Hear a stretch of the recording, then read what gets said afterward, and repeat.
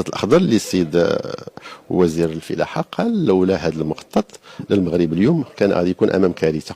فإذا به يتبين بأن الكارثة اللي كيواجهها المغرب اليوم هي المخطط الأخضر، لأن المغرب أخضر، ولكن تبين بانه ما كانش في حاجه في هذا المخطط، لان المخطط في الاول فعلا كان بالطريقه باش تقدم، بان بانه كان طموح وكان في خدمه الفلاح الصغير، في خدمه اليد العامله على مستوى العالم القروي.